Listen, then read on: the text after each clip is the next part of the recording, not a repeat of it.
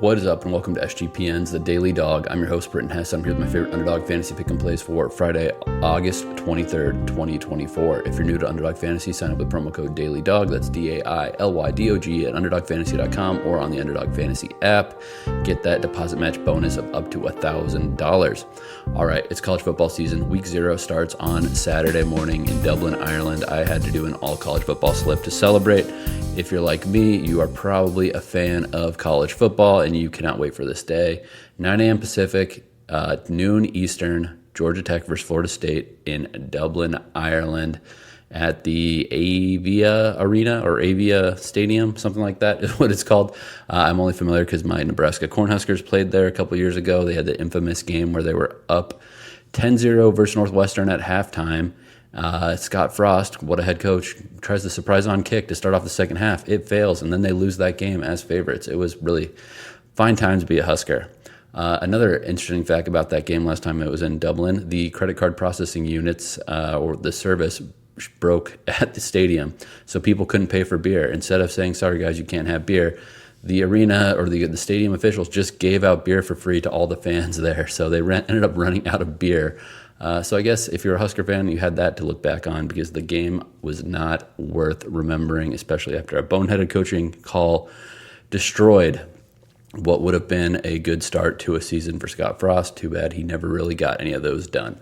All right, we're going to Haynes King, the quarterback for Georgia Tech, higher than half of a rushing plus receiving TD against Florida State. That basically just means he needs to get in the end zone on a play that does not involve him passing.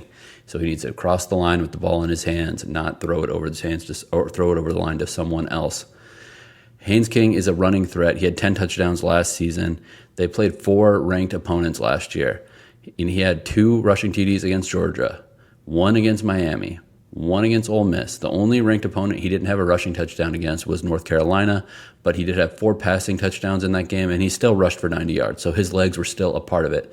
For them to punch above their weight, which, if you just go by recruiting rankings and just talent and NFL prospects, Florida State is in a different weight class than Georgia Tech.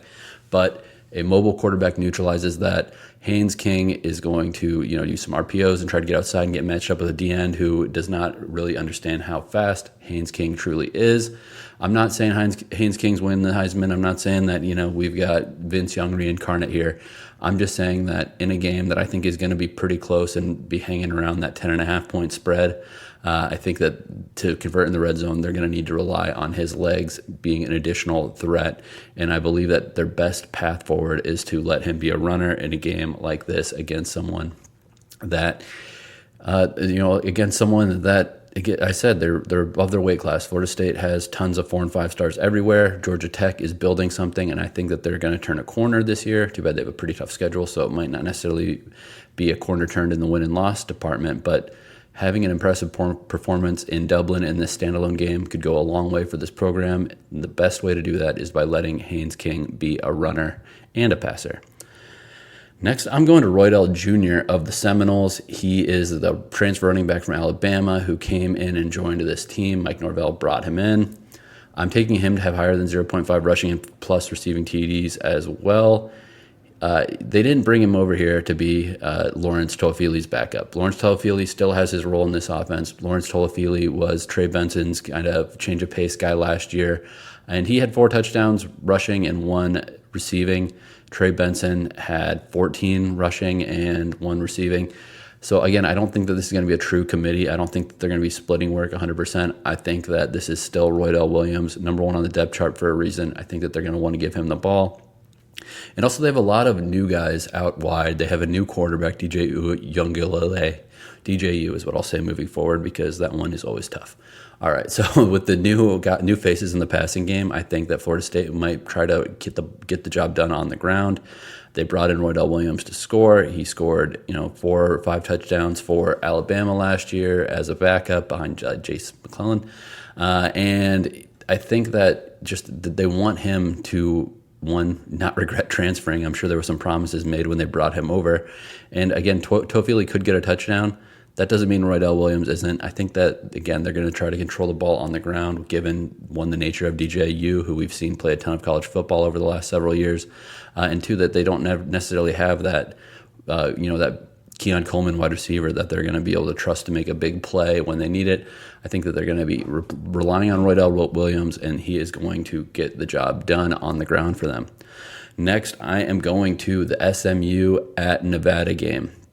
So SMU is a 24.5 point favorite. I think they have a really good shot of covering this spread. If you don't listen to my other podcast, Just Win Sports, I'll give you one of my plays right now.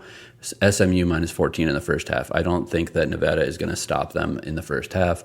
And I think that they're going to run a lot more than you expect. Preston Stone, the all-conference quarterback for SMU last season, the AAC, broke his leg at the end of last season. I don't think that they're going to want to risk his health as they adjust to this ACC schedule. I don't think that they're going to have him sitting back there throwing it 50 times this game. I think that they have two good running backs, and I think that they're going to use Jalen Knighton a lot in this game, and I think that he's going to get a touchdown in the first half. So I'm taking him higher than 0.5 touchdowns in this game. They do a little bit of running back by committee. Both guys can have big games, but Knighton is going to get the bigger share of carries in my estimation, or at least when the game is being played by starters. Because I think in the second half there's not going to be too many starters. But I think the path to them getting to that point where they can pull their starters is through just dominating on the ground. This Nevada defensive line is too small. This offensive line for SMU has two returning all-conference players from the AAC. They are going to dominate in the trenches, and I think that there's going to be plenty of room to run. I expect him to get in the end zone without a doubt. So these three plays together, which are Haynes King to have higher than 0.5 rushing and receiving touchdowns, Roydell Williams to have higher than 0.5 rushing and receiving touchdowns, and Jalen Knighton to have higher than 0.5 rushing and receiving touchdowns, is a 5.28x multiplier. Again, 5.28 multiplier. All of these are college football plays for Saturday's games. I'm going to take a moment here to talk about our sponsor real quick, Underdog Fantasy. If you're not playing best ball in the NFL on there, if you're not playing college best ball, if you're not playing daily college, if you're not playing MLB, what are you doing? They have so many promos. It feels like every day of the week you'll get a discount somewhere, or you'll get a Freaky Friday where you have the stats swap between two different players, which offers usually a huge value. I am definitely going to be checking out the Friday slip and see if we get a good Freaky Friday today as well, because you got to take advantage of those. That's how you get plus EV on these sites where you have to make multiple picks on every single slip. But besides that, I want to talk a little bit about the college football season options. I put out a standalone show last Sunday about the college football season, and I gave out 4 different picks. One of them is still alive, and it's still the number I gave out on that show. Some other ones have moved. Actually, 2 of them are still the same as that I gave out on that show, but one of them has changed since I first talked about it on the Daily Dog during a weekly show. But Arande Gadsden, I gave out higher than 50 or 550.5 receiving yards. He's the tight end slot combo for Syracuse, playing with Kyle McCord, who transferred over from Ohio State. He is the best receiving option. I think that he's going to get plenty of targets this year, and I think he's going to fly over 550.5. Bad news is this moved up to 599.5, so about 50 extra yards, and you needed. It's still marginal. I mean, I would basically draw a hard line at like 615 for him. So I don't really love it as much as at 599.5. I still think that he gets there. I still think that he could probably get there by like week 10 this year, and you could be laughing about what good number you got. But that's the advantage to listening to the show early, because generally speaking, the plays don't always win, but usually you're going to get value on what I release on this show. I also gave out RJ Harvey, the running back for UCF, who had like 1,300 yards last season, 1,400 including the bowl game. I gave out higher than 900.5 rushing yards. It's now up to 925.5. I think that's still fine. I think he's still good at anywhere less than 1,000 yards. I mean, actually, 1,000.5, I would still take the higher with RJ Harvey. He is just a really good player. He's a proven guy in this Malzahn offense. I think that he is going to be getting the ball a ton.